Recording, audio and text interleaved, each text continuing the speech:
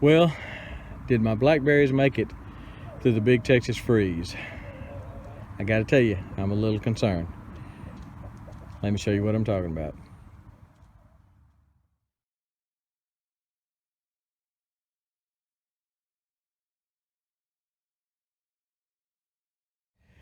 So when I planted blackberries in these wicking tubs, and that was 1 year ago, I did it in January of 20. This is February 21. I thought it was unlikely that we would get down to 0 and or below 0. So I really didn't have concerns over these, because planting them in January, I experienced some cold temperatures even last year when they were very, very young, very small. So what happened after the freeze, during the freeze, I had a layer, probably 5 or 6 inches of snow on top. I thought that was going to insulate them, and I'm sure it did. But I came out here later and found all the leaves are just dry and dead. Now, that typically does not happen.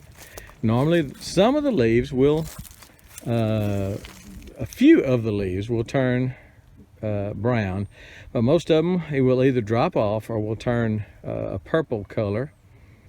And so this is not what I was expecting. Now, I came through also, as you can see, and pruned off a lot of dead canes. Some of these were probably dead before the freeze came. I pruned off 30 or 40 different canes. This side here is littered with them too. And you could tell they were dead. They were just a white, just dead, nothing there. The rest of these canes, turning brown is not a big deal because they do that.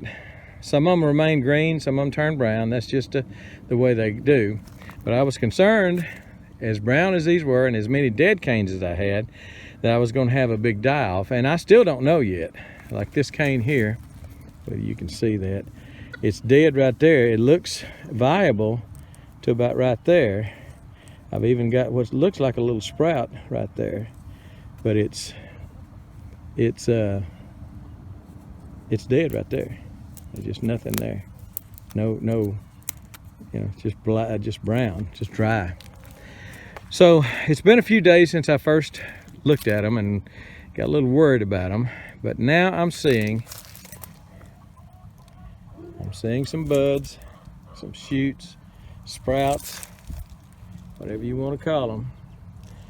And it's happening, at first it was happening in just the lower branches. Now it's beginning to happen on some of the upper branches. This one right here is about 5 or 6 feet tall. So I fully expect to lose some of these canes, but again, that's my expectation, but it could very well be that I've already pulled out all the ones that were dead, that killed off. There's one that needs to go. Down low, it's a viable cane. It's got this viable lateral to it, but it's dead right there. It starts dying about right there.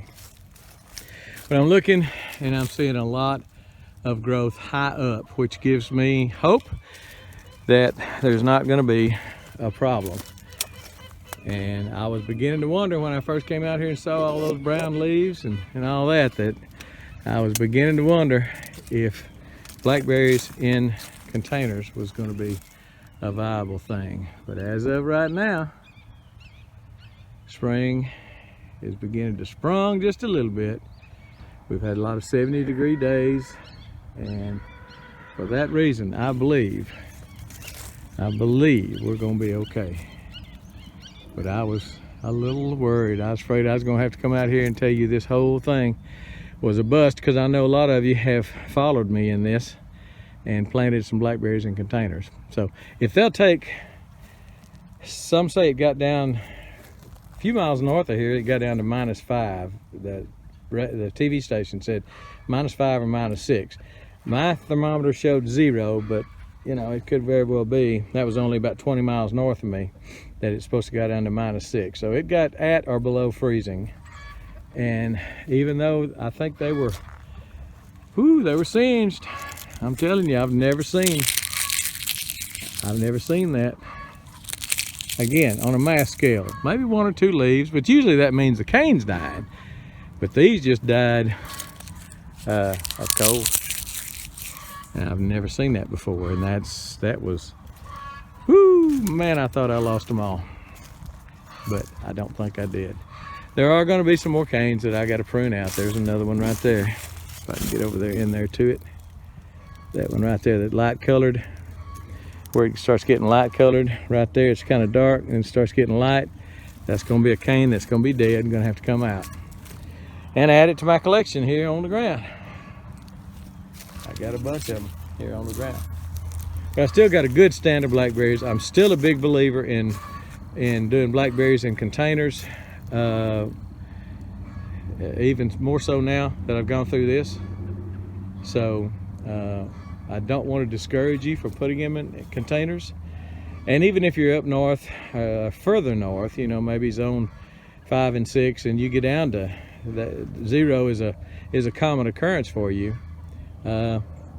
Maybe you can take hope and experiment. I wouldn't put just a bunch of them in the containers, but experiment with container gardening with blackberries and see what you're gonna do. I've got one, if you followed me any length of time, you know this, but I've got one blackberry that I planted last year in an earth box, and it did real well. It's not the same variety as these here. These are a primocane. These are Primark Freedom. It's a primocane berry. That is a floricane berry called Ouachita.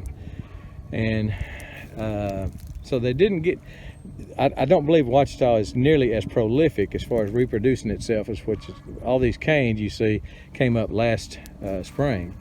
And I don't think that Ouachita is as prolific, so therefore it's not an apples and apples comparison, is what I'm trying to say. That plant in an earth box did as well as that plant in a wicking tub. I don't know that. But these earth boxes, I've heard of people that have 15-year-old earth boxes and say they may not look as good, but they perform fine.